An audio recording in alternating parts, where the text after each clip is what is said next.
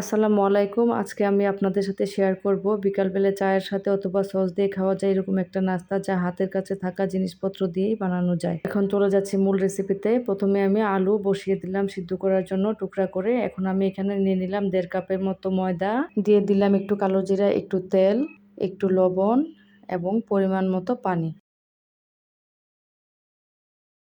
এখন আমি আটাগুলো ডো বানিয়ে নিচ্ছি। আমার ডো বানানো হয়ে গেছে। এখন আমি একটা ভর্তা বানিয়ে নিব। ভর্তা বানানোর জন্য প্রথমে নিয়ে নিলাম পেঁয়াজ কুচি, কাঁচামরিচ কুচি, ধনিয়া কুচি, ধনিয়া পাতা এবং দিয়ে দিলাম মাংস কুচি। এই মাংসটা আমি আমার তরকারি থেকে নিয়ে নিয়েছি। তারপর দিয়ে দিলাম পরিমাণ মতো লবণ। এখন দিয়ে দিচ্ছি সিদ্ধ করা আলু। সবগুলো আইটেম আমি ভালো করে মেখে নিচ্ছি, একদম ম্যাশ করে নিতে হবে। আমার ভর্তা বানানো হয়ে গেছে। এখন আমি রুটি বানিয়ে নিব। এখানে আমি প্রথমে একটা রুটি বানিয়ে নিচ্ছি, একদম পাতলা করে রুটিটা বানাতে হবে। আমার একটা রুটি বানানো হয়ে গেছে। এখন আরেকটা রুটি বানিয়ে এর উপরে আমি পাতলা করে আমার বানানো ভর্তাটা দিয়ে দিলাম।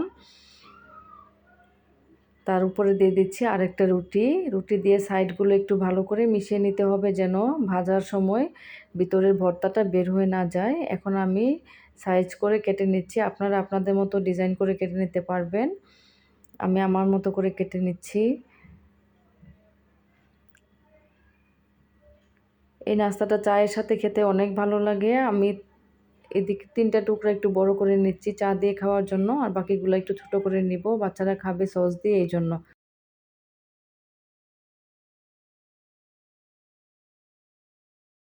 আমার কাটা হয়ে গেছে। এখন আমি সাইডগুলো একটু আবারও মিশিয়ে দিব। এভাবে সাইডগুলো একটু মিশিয়ে দিতে হবে যেন ভাজার সময় ভিতরের ভর্তাটা বের হয়ে না যায়। এদিকে আমার ফ্রাই প্যানে তেল গরম হয়ে গেছে, আমি এখন ভেজে নিব। আমার রুটিগুলো দিয়ে দিলাম ভাজার জন্য। একদিক হয়ে গেছে, এখন উল্টাই দিচ্ছি। চুলার আগুন মিডিয়াম আঁচে রাখতে হবে, না হলে পুড়ে যেতে পারে। একটু সময় নিয়ে ভাজতে হবে যেন একদম মচমচে হয়। এই নাস্তাটা খেতে এত ভালো, আপনি বুঝতেই পারবেন না যে এটা ঘরে বানানো কোনো নাস্তা।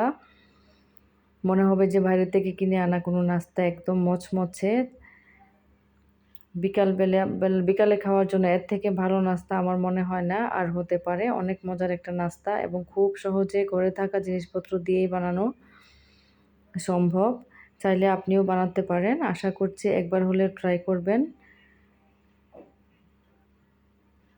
সবাই ভালো থাকবেন। আসসালামু আলাইকুম।